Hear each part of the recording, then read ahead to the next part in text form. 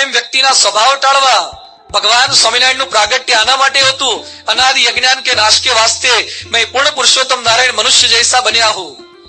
આજે એ કાર્ય લઈને પરમ પૂજ્ય પ્રમુખ સ્વામી મહારાજ ફરી રહ્યા છે, દોષો સ્વભાવો ટાળવાના.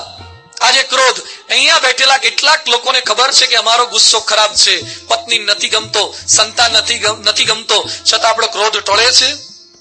આજે નર્મદા યોજના પર ડેમ બાંધી દીધો, આપણે ત્યાં ભાખરા નાંગલ ડેમ બાંધ્યો અને લાસ વેગાસમાં હુઅર ડેમ, અને આપણા બધા ડેમ કરતા ચાઇના વાળાએ ડેમ બાંધ્યો, 3 ગોર્જીસ ડેમ.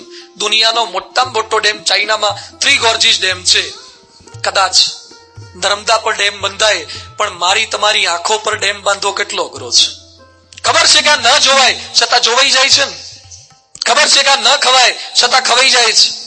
આ જે આપણી ઇન્દ્રિયો અંતઃકરણ પર ડેમ બાંધવા, એના માટે સ્વામિનારાયણ સંપ્રદાય છે. આ મિશન લઈને ભગવાન સ્વામિનારાયણ આવેલા, અને એ કાર્ય અત્યારે પ્રમુખ સ્વામી મહારાજ કરી રહ્યા છે. મંદિર એના માટે જ. અહીંયા મોરબીના આગળ આટલી સુંદર પારાયણ થઈ, અહીંયા તો નાનકડું એક સંસ્કારધામ કર્યું છે, પણ ભવિષ્યમાં સ્વામીજીના મોટા સંકલ્પ છે, અને દેશ વિદેશમાં સ્વામી જે કાર્ય કર્યા છે. આ ગાંધીનગરનું અક્ષરધામ 23 એકરમાં, દિલ્હીનું અક્ષરધામ 100 એકરમાં, અને હવે આપણે હિન્દુસ્તાન વાળાએ રાજી થવું જોઈએ. પ્રમુખ સ્વામી મહારાજ અમેરિકામાં 102 એકરમાં અક્ષરધામ બનાવવાના છે.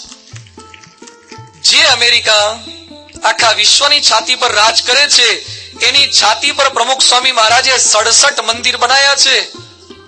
અને અમેરિકાનો ધોળિયાઓની છાતી પર 102 એકરનું અક્ષરધામ બનાવવાના છે. ભવ્યાતિ ભવ્ય મંદિર લોસ એન્જલસમાં મંદિર બની રહ્યું છે, રાજકોટના મંદિર કરતા મોટું. ભૂકંપનો એરિયા છે, ગમે ત્યારે ભૂકંપ આવે, આખું મંદિર ભૂકંપ પ્રૂફ આઇસોલેટર પર છે. 9 રિક્ટર સ્કેલનો ભૂકંપ આવે, ભુજમાં જે હતો એ 6.9 નો હતો, આ 9 રિક્ટર સ્કેલનો આવે, છતાં મંદિર આખું 5 ફૂટ આટો મારીને પાછું આવી જાય, છતાં મંદિરની કાંકરી ના કરે એવું મંદિર લોસ એન્જલસમાં બની રહ્યું છે. આવા મંદિરો બનાવી રહ્યા છે. અને શું કાર્ય કરે છે? મંદિર ખાલી લાખો કરોડપતિના પૈસેથી નથી થતા. તમારા જેવા નાના નાના માણસો, અમેરિકામાં અક્ષરધામ થાય છે. એક છોકરો મારી પાસે આવ્યો $500 લઈને ભગવાનને અર્પણ કરવા માટે. નાનકડો છોકરો 6ઠ્ઠા ધોરણમાં ભણે. બધું $500 કઈ રીતે ભેગા કર્યા? મને કે સ્વામી હોલસેલમાં કેન્ડી ખરીદીને રિટેલમાં વેચી. ગુજરાતી ખરો ને એટલે બધું ફાવે. રિટેલમાં વેચી, એમાં 500 ભેગા કર્યા. અમેરિકાના અક્ષરધામ માટે ત્યાંના બાળકો બાલિકાઓએ ફંડ કલેક્શન ચાલુ કર્યું છે. $80,000 ભેગા કર્યા. અમેરિકાના અક્ષરધામમાં ત્યાંના બાળકો બાલિકાઓ $1 મિલિયન આપવાના છે. $1 મિલિયન. કેટલાકની છાતીના પાટિયા બેસી જશે. આ કોણ આપવાનું છે? નાના નાના બાળકો. કઈ રીતે આપવાના છે? છોકરાઓએ વાળ કપાવાના બંધ કર્યા. પ્રમુખ સ્વામીના મંદિરો કોઈ ટાટા બિરલાના પૈસેથી નથી થતા, કોઈ અંબાણી પરિવારો નથી આપી જતા, કોઈ મોટા મોટા ઉદ્યોગપતિ નથી આપી જતા. તમારા જેવા નાના મોટા સૌ કોઈ પેટે પાટા બાંધીને પૈસા આપે છે. અરે પતંગ ચગાવતા નથી, ફટાકડા ફોડતા નથી. અમેરિકાના અક્ષરધામ માટે આ લોકોએ વાળ કપાવાના બંધ કર્યા. ત્યાં અમેરિકામાં વાળંદ પાસે વાળ કપાવ છે ને $15 થાય, $20-25 થાય. $750 વાળ કપાવે, અઘરું થાય. એટલે આપણા છોકરાઓએ મંદિરમાં વાળ કપાવાનું ચાલુ કર્યા, અને જેટલા પૈસા બચે એ મંદિરમાં આપે છે. આ રીતે મંદિર બને છે. લોકોના મનમાં ભાવના છે કે અમારે કંઈક કરવું છે. એક ભાઈના લગ્ન હતા, લગ્ન માટે $80,000 ભેગા કર્યા હતા. લગ્ન સાદાઈથી ભગવાનની મૂર્તિની પ્રદક્ષિણા ફરીને કરી લીધા, અને બાકીના બધા જ પૈસા મંદિર માટે આપી દીધા. સ્વામીજીના મંદિરો આ રીતે બને છે. અને મંદિરોની પરંપરામાં શું કાર્ય, સંસ્કૃતિની રક્ષા. ગાંધીનગર અક્ષરધામમાં જોયો વોટર શો? આમાં જેને વોટર શો જોયો આંગળી ઊંચી કરો તો કેટલાક જોઈને આવ્યા છે.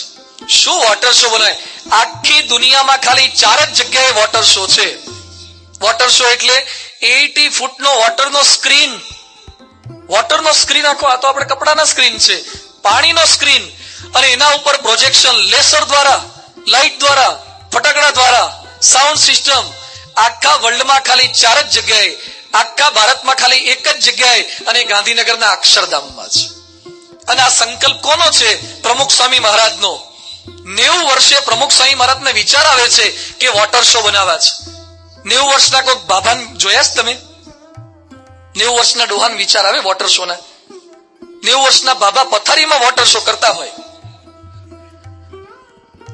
તારે પ્રમુખ સ્વામી મહારાજને 90 વર્ષે વોટર શો કરવાનો વિચાર આવે છે. અને હિન્દુ સંસ્કૃતિ, કઠોપનિષદની સંસ્કૃતિ એ વોટર શો પર મૂકી છે. અહીંયા બેઠેલા બધાને રિક્વેસ્ટ કરવાની, ગાંધીનગર જાઓ અને પહેલી તકે વોટર શો જુઓ.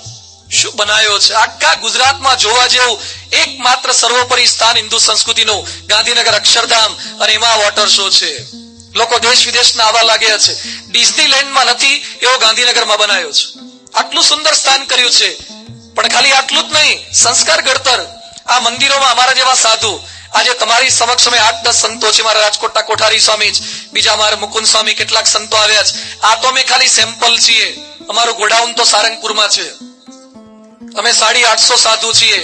કેટલા ડોક્ટરો, કેટલા એન્જિનિયરો, કેટલા ભણેલા ગણેલા, કેટલા મા બાપના એકના એક દીકરા. અમે વધારાના હતા, એક્સ્ટ્રા હતા. ત્યાં ઈ ગયા બાજુ. એટલે મા બાપે લાડકોડથી ઉછેર્યા, મોટા કર્યા, અને પ્રમુખ સ્વામીની સેના મૂકી દીધા. ભારતનું 14 લાખનું સૈન્ય છે, એ પણ કોકના મા બાપના એકના એક દીકરા છે.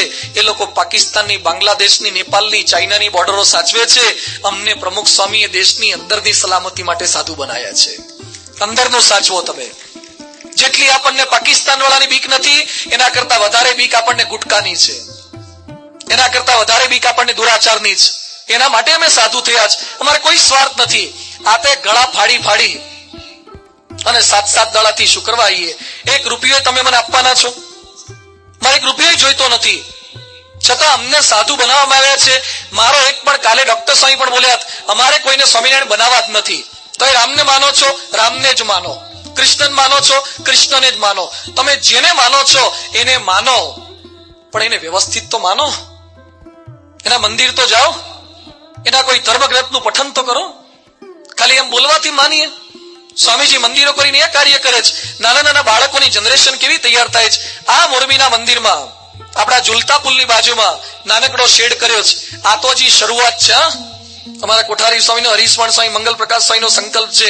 આખા મોરબીનું નજરાણું એ જગ્યા પર લગભગ 8-10 એકરની જગ્યા છે. મચ્છુ નદીનો તટ છે.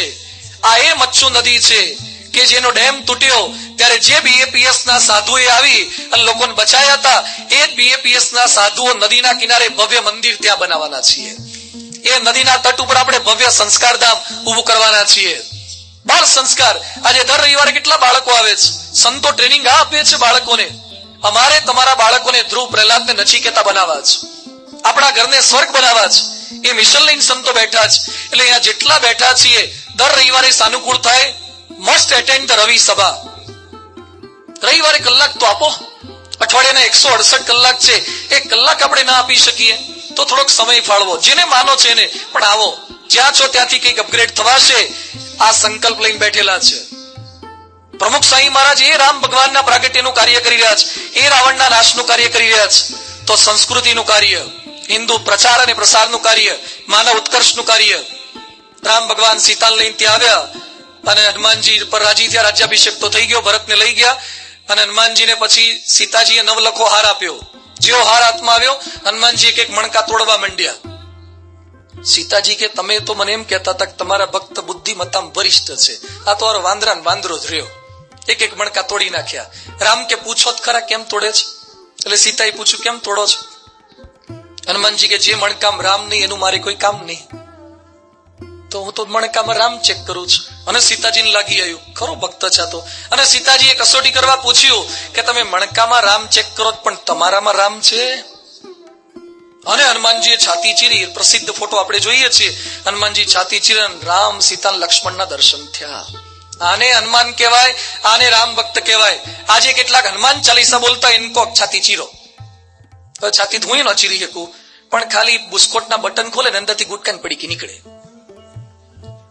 ના ચાલે. હવે આને કઈ રામ ભક્તિ કહેવાતી હશે? આને હનુમાન ચાલીસા કહેવાય? હનુમાન ચાલીસા કી મોઢે આપણે ગુટકા ખવાતા હશે? હનુમાનજી આ નહોતા કરતા. એ રામ સિવાય લાખના મણકામાં જોતા નથી, કે મોહ નથી. તો સાચી ભક્તિ આને છે. તો રામાયણની પારેણ આ છે. પછી તો આગળ તો બધી રામ સીતાજીને ફરીથી પાછા ધોબીના શબ્દો માર્યા, પ્રેમથી સુખીથી રહેવા લાગ્યા. અને કોઈક ધોબી શું બોલ્યો કે પણ લેવા દે વગરના આરા માથા કુટિયા માણસ હોય, પાણો ત્યાં કુવામાં પડે, આવા હોય છે. અને રામ ભગવાને સાંભળી ગયા અને મર્યાદા પુરુષોત્તમ હતા. મર્યાદાના સ્થાપન માટે આવેલા. સીતાજીને જંગલમાં મોકલી દીધા. સગર્ભ અવસ્થામાં સ્ત્રી હતી એને જંગલમાં મોકલ્યા. લક્ષ્મણ મૂકીને આવતા હતા, રડતા હતા. સીતાજી રડ્યા. લક્ષ્મણ કે ભાભી બરાબર છે, દુઃખ થાય. સીતાજી શું બોલ્યા કે હું મારા દુઃખ માટે નથી રોતી, રામચંદ્રજી દયાળુ છે. જંગલમાં મોકલ્યા પછી પતિ દયાળુ કહેવાય? સીતાજી શું પ્રાર્થના કરે છે? ભૂયો યથા મે જનનાંતરેપી તમેવ વર્તાન ચ વિપ્રયોગ. હે ભગવાન, જો મને નવા જન્મ થાય તો સાતે સાત જન્મમાં રામ મારા પતિ થાય. આજકાલની સીતા હું માગણી કરે? આજ જન્મ સુધી મોઢું ન બતાવતો હારા તારું. હેરાન પરેશાન કરી નાખી. બે વખત અગ્નિ પરીક્ષા લેવા દેવા વગરની હેરાન પરેશાન કરી નાખી. સીતા આને કહેવાય. એટલે ભગવાન સ્વામિનારાયણ સીતાજીની સમજણની વાત કરી. ભગવાન ગમે તેટલી કસોટી કરે ભક્તની, છતાં પણ લેશ માત્ર પાછી પાની ન કરે. એને સીતા જેવા ભક્ત થયા કહેવાય. પછી તો લવકુશના જન્મ થયા, એને પણ રાજગાદી આપી. સીતાજીએ જમીનમાં સમાધિ અને રામ ભગવાને સરયુ નદીમાં સમાધિ લીધી. કેટલાક નેમ લાગશે કે રામાયણ પૂરી. હવે થોડીક મિનિટો ધ્યાનથી સાંભળજો. હવે આખી 7 દિવસની રામાયણનો સાર મારે આપને કહેવો છે. આટલી શ્રદ્ધા તમે રાખી છે, હવે થોડીક શ્રદ્ધા રાખો. રામ ભગવાન શું કરી ગયા છે, શું આદેશ આપણને આપવા માંગે છે. રામાયણની પારાયણની પૂર્ણાવતી થઈ ગઈ. હમણાં થોડીક વારમાં તમને ઘેર જ મોકલવાના છે. અહીંયા રાખવાના નથી. સુવાની વ્યવસ્થા અહીંયા કોઈ છે નહીં, ઘરે જ જવાનું છે. રામાયણની પૂર્ણાવતી, બધા અહીંયા આવ્યા. બધા તમને પૂછશે શું ગમ્યું રામાયણમાં, શું કર્યું? તુલસીદાસ લખે છે આખી રામાયણ પૂરી થયા પછી પાયો પરમ વિશ્રામ. એમ કથા પૂરી થશે પછી કેટલાક બોલશે પગ પોળા કરીને કે પાયો પરમ વિશ્રામ. માંડ પગ છૂટા થયા કે 3 કલાકે, 3 કલાકે પગ છૂટા થાય એટલે પાયો પરમ વિશ્રામ. શું શીખ્યા રામાયણમાં? એક છોકરાને એના બાપુજીએ પૂછ્યું કે બેટા 11 વાગ્યાથી સાંજના 5 વાગ્યા સુધી સ્કૂલમાં જાય છે, એમાં સ્કૂલમાં તને સૌથી વધારે શું ગમે? ફિઝિક્સ ગમે, કેમિસ્ટ્રી ગમે, બાયોલોજી ગમે? એ કે બાપુજી એવું બધું નહીં, તો શું ગમે? એ કે 5 વાગે પેલો છૂટવાનો બેલ વાગે ને એ બહુ ગમે. એમ ઘણાને પૂછે કે હાથ દડામાં શું ગમ્યું? એ કે છેલ્લા દાડે પૂર્ણાહુતિ થઈને બહુ ગમી, કારણ કે બીજા દાડે આવવાનું ન હોય ને. પણ તમે તો બહુ પ્રેમી પ્રજા છો. મને ઘણા કહેતા હતા કે સ્વામી આવતીકાલથી સોનું લાગશે, કારણ કે રોજ આપણા પગ ટેવાઈ ગયા. આટલું બધું પારાયણની અંદર માહોલ આટલો સુંદર જામતો હોય એટલે આટલું આપ સૌએ સાંભળ્યું. પણ કંઈક પ્રાપ્ત કરવાનું છે. તું કૌરવ, તું પાંડવ મનવા, તું રાવણ, તું રામ. હૈયાના કુરુક્ષેત્ર પળપળનો સંગ્રામ. આપણે જ રાવણ છીએ, આપણે જ રામ છીએ, આપણે જ કૌરવ છીએ, આપણે જ પાંડવ છીએ. પણ એવા સંતના સમાગમમાં રહીએ. રામ મિલન કે કારણે જો તું ભયો ઉદાસ, તુલસી શોધી લે સંગત સંત કી રામજીનો કે પાસ. એવા સંતના સમાગમમાં રહીએ તો આપણને રામ સુધી પહોંચાડશે. આજે પ્રમુખ સ્વામીજી એક એવા સાચા સંત છે. આજે ભારતમાં ઘણા સંત છે, બધાને આપણે આદર સત્કાર કરીએ છીએ. પણ સ્વામીજીએ જે કાર્ય કર્યું 90 વર્ષની ઉંમરે કરી રહ્યા છે. આખા વિશ્વમાં જેના 860 સ્ત્રીધનના ત્યાગી હોય એવા એકમાત્ર જો કોઈ સાધુ હોય, ઓનલી પ્રમુખ સ્વામી મહારાજ. આટલા મંદિર સાથે આટલી સમાજ સેવાનું કામ કરતા હોય, શું કાર્ય કરી રહ્યા છે. હમણાં બાબા રામદેવજીનો બહુ સરસ ઇન્ટરવ્યુ આવ્યો સ્ટાર ટીવી પર. કોઈ ચેનલનું નામ હું ભૂલી ગયો છું. અને એ વખતે ઇન્ટરવ્યુમાં શું પૂછ્યું પત્રકારોએ, અને મીડિયા વાળા કેટલાક નેગેટિવ બોલતા હોય ને કેટલાક સારી રીતે પણ લખતા હોય. આમાં મીડિયા વાળાએ રામદેવજીને પૂછ્યું कि बाबा रामदेव जी अब तक शीर्षासन करते थे और अब सिंहासन बाजू क्यों चले गए? कारण के रामदेव जी अब एक पार्टी बनाई है और उत्तर प्रदेश में चूंटनी लड़वाना है. એટલે કે अब तक तो आप शीर्षासन करते थे, योगासन करते थे, योगासन करते करते सिंहासन की ओर क्यों चल गए? तो बाबाजी એ પાછા જાય એવા નથી. બાબા કે જે સિંહાસન પર બેઠા છે ને એને શીર્ષાસન કરાવવું હતું ને એટલે આવું કરવું પડ્યું છે. એને ઊંધા પાડવા માટે આ કર્યું છે. અને બાબા રામદેવજી કામ જે કરે છે, હરિદ્વાર ઋષિકેશમાં 7000 રૂમોનો આશ્રમ છે. આસ્થા ટીવી ચેનલ આખી પોતાની છે. બહુ પાવરફુલ માણસ. અને 5-10 વર્ષના ગાળામાં ભારતના અને વિશ્વના બધા લોકોને પેટ ઊંચું નીચું કરતા કરી દીધા છે. આ એમણે ખેલ કર્યા છે. બધા સારો યોગાસન શીખવાડી દીધા છે. એ રામદેવજીને પેલા પત્રકાર એવું બોલ્યો કે ભારત દેશ है लेकिन भारत का उद्धार कौन करेगा?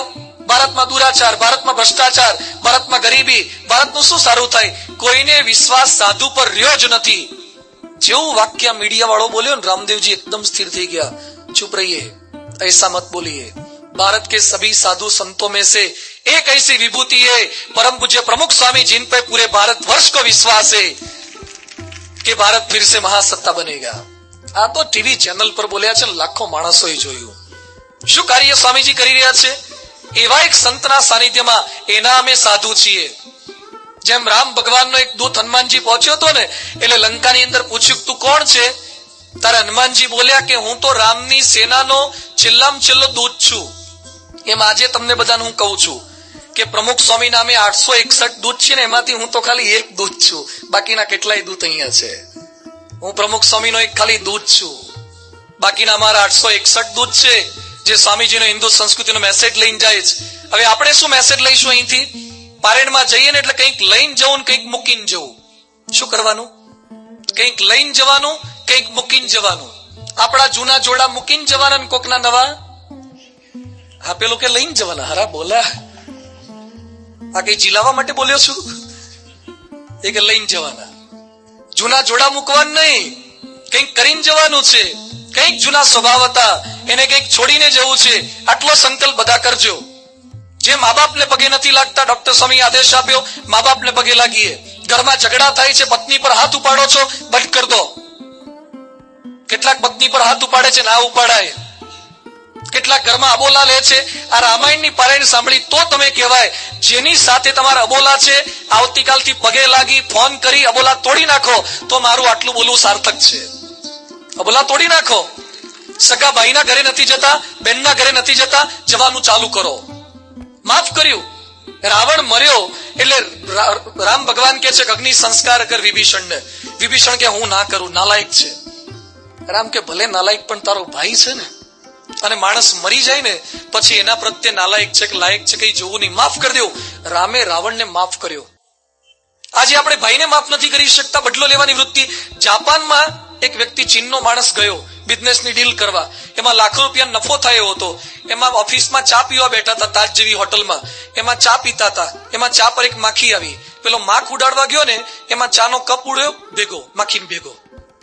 એટલે જે બિઝનેસ કરવા આવ્યો હતો ને એના પર ચા બધી ઢોળી ગઈ. એટલે પેલા નક્કી કર્યું કે હારાન માખ ઉડાડતા આવડતી નથી, મારો બિઝનેસ શું ચલાવશે?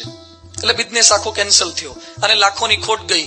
એટલે આ માણસે નક્કી કર્યું કે આપણને લાખોની જે કઈ ખોટ ગઈ છે એનું કારણ કોણ છે? બોલો બધા એક સાથે, માખી. એટલે એને ધંધો ચાલુ કર્યો. શેનો? માખીઓ મારવાનો. દિવ્ય ભાસ્કરમાં 7 વર્ષ પહેલાનો ફોટો આવ્યો તો આ માણસે ઘરમાં જઈને દુકાનમાં જઈને બધી માખો હોધી મારી. એને 40 કિલો માખીઓ મારીને એનો ઢગલો કર્યો હતો. 40 કિલો માખો મારી. હવે માણસો આરા માખો નથી છોડતા, માણસોને છોડે? બદલો લેવાની ભાવના. આપણે જે જમાનામાં રહીએ છીએ એમાં સૂત્ર શું છે? ઈંટ કા જવાબ. બોલો તો. પથ્થર સે એના જ પ્રોબ્લેમ છે બધા. પથ્થર સે નહીં, ઈંટ કા જવાબ પીઝા સે આપો. ઈંટ કા જવાબ કેરી કા રસ સે આપો. ઈર્ષાળુને આશીર્વાદની ભાવનાથી આપો. એમ આપણા પરિવારમાં જે કઈ અબોલા હોય એ છોડી દો. મંદિર ન જતા હોય મંદિર જવાનું ચાલુ કરીએ. રવિ સભા ભરીએ. મોરબીના BAPS સ્વામિનારાયણ મંદિરે આ સંકલ્પ. આટલી વાતો કરી, કંઈક તો કેપ ચડાવજો. વચ્ચે છે ને આણંદ પારાયણ કરવા ગયો હતો. 11:30 વાગે મારી પારાયણ પૂરી થઈ. પછી પાછા આવતા હતા. 12 વાગે મારા પૂજ્ય વિશ્વબંધુ સ્વામી બંને સંતો નીકળ્યા. ગાડીમાં બેઠા 2 જ સંતો હતા. ડ્રાઈવર મારી ગાડી ચલાવતો હતો અને એમાં ગાડી છે ને થોડીક સામેવાળીની ગાડીને મળવા જતી ને એવું લાગ્યું મને. એટલે હું જોલા ખાતો હતો, કારણ કે 12:30 જોલા જ ખાવાના હોય ને. અને આપણે તો ડ્રાઈવર ક્યાં હતા, ડ્રાઈવરે જાગવાનું હોય. એટલે મેં જોયું ને તો ડ્રાઈવર હારું જોલા ખાતો હતો. એટલે મેં દોસ્ત જોલા નહીં ખા? મને કે સ્વામી વાંધો નહીં, હવે નહીં આવે. થોડુંક પાછું ચાલી, ફરતી પાછા રાતની ઊંઘ હતી એટલે પાછા જોલા આવતા હતા. એમ તને જોલા આવે છે, એક કામ કર. એટલે મારે છે ને પેલી ગળાની ટેબ્લેટ આવે ને હાજમોલા આપેલી કેપ્સ્યુલ જેવી કફ સિરપ, એ ભેગી રાખેલી. એટલે મેં એને કાપી. એટલે મોઢામાં ચગડતો તો એટલી વાર વાંધો ન આવ્યો. જેવી પૂરી થઈને પાછો જોલા. લેવા દેવા વગરની મારી 3 ગોળીઓ એ ખાઈ ગયો. અને ગોળીઓ પૂરી થઈને પાછા જોલા ખાઈ. થોડીક ગાડી આગળ ગઈ, પાછા એવી ઊંઘ આવતી હતી. મેં કીધું પાણી છાંટ. એટલે મોઢા પર પાણી છંટાવડાવ્યું. પછી પાછું વ્યવસ્થિત થોડીક વાર અડધો કલાક સુધી વાંધો ન આવ્યો. પાછી રાતની ઊંઘ એવી ચડી હોય છે ને, અને બિચારા વાંકાય નહીં. બપોરે હૂતો નહોતો એટલે ઊંઘ બરાબર આવતી હતી. દોસ્ત તને ઊંઘ આવે છે? મને કે સ્વામી તમે તમારે હોઈ જાય ને વાંધો નહીં આવે. મેં કોને વાંધો નહીં આવે? હારા તને મને બધાને વાંધો આવશે. મેં કીધું આમ ના ચલાવાય. મને કે સ્વામી બગોદરા ચોકડી આવે તો 5 મિનિટ ઉભી રાખશો. કીધું કેમ બગોદરા ચોકડી અડધી રાતે 5 મિનિટ? મને કે સાહેબ 5 મિનિટ ઉભી રાખો ને તો પેલી ચાના કેટલી પરથી જઈને ચા પી આવું. 5 મિનિટ નહીં, અડધો કલાક ઉભી રાખીશ, કારણ કે મારે હોસ્પિટલમાં 3 મહિના નથી રહેવું. 5 મિનિટ ઉભા રહે એમ કોઈ જ વાંધો નહીં. જેવા અમે ત્યાં ગયા, અમારી ઇન્ડિકો કાર હતી. ડ્રાઈવર ઉતર્યો અને પેલી ચાની કેટલી વાળા પાસે ગયો 2:30 વાગે. અને આવડી ચાની પવાલી, પેલા તો મોટી આવતી, કળિયુગમાં નાની થઈ ગઈ છે. આવડી પીને આવ્યો અને પાછી આયા પછી અમારી ગાડીમાં બેઠો, જોરથી દરવાજો બંધ કર્યો. પેલો ગેર પાડે ને, બસનો ડ્રાઈવર ગેર પાડે ને, એમ તો અમારી ઇન્ડિકાને ગેર પાડ્યા. જોરથી આંચકા માર્યા. અને અમને બંને સંતોન શું કે, એક હવે તમે તમારે હોઈ જાઓ, રાજકોટ આવે એટલે હું તમને જગાડીશ. આ બધો પાવર કેનો? મને કે સ્વામી ચા કા કમાલ હે. 1 રૂપિયાની ચા પીધી અને છેક સુધી જાગ્યો. તમે 7 દાડાથી આટલી વાતો સાંભળી છે, થોડોક તો કેફ ચડાવજો. 8 આટલા કલાકોથી બોલ કર્યું છે, સેજ તો યાદ રાખજો. આટલી બધી વાતો થઈ છે તો કંઈક યાદ રાખવું. રામાયણમાંથી સંકલ્પ કરીએ, કંઈક કરવું છે, કંઈક નથી કરવું.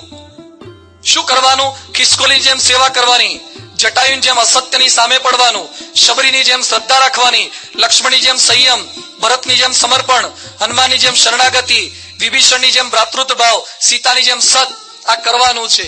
ન કરવાનું, મંત્રાની જેમ ક્યારે ખેલ ન કરતા, મંત્ર ન બનતા, કોકના ઘરમાં ડખો ન કરતા, કઈકીની જેમ પોતાનું સારું થાય એના માટે કોઈકનું ખરાબ ન કરતા, કુંભકર્ણની જેમ ભાઈના દુઃખ પડે ત્યારે ઊંઘી ન રહેતા, સૂળ પંખાની જેમ બીજાનો સંસાર રોળવાનો પ્રયત્ન ન કરતા, વાલી જેવા ઉતાવળીય ન બનતા અને રાવણ જેવા અહંકારી ન બનતા.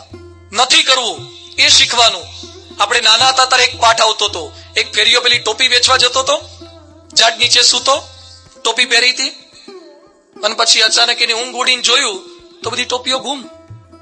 તો ઝાડ પર જોયું તો બધા વાંદરા બેઠા હતા ને બધા ટોપીઓ પહેરીને ગોઠવાઈ ગયેલા. વાંદરા સરસ ફેશન શોમાં આવી ગયેલા, તો ટોપીઓ પહેરી લીધી.